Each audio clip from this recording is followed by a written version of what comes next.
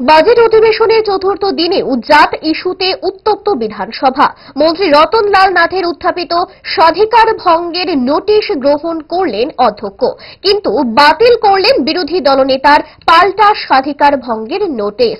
বিরোধী দলনেতা জিতেন্দ্র চৌধুরীর অভিযোগ, বিধানসভায় স্থান না পাওয়ায় প্রতিবাদে ওয়াল নেমে বেশ কিছুক্ষণ স্লোগানের মাধ্যমে বিক্ষোভ প্রদর্শন করেন বাম বিধায়কেরা। পরবর্তী সময়ে বিধানসভা থেকে ওয়াকআউট করেন বাম বিধায়কেরা।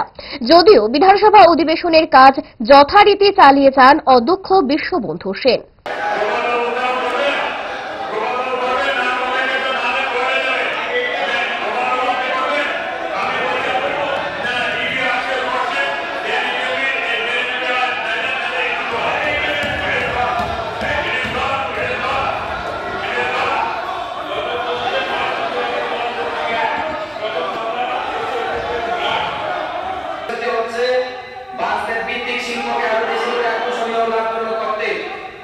বিধানসভা কেন্দ্রে একটি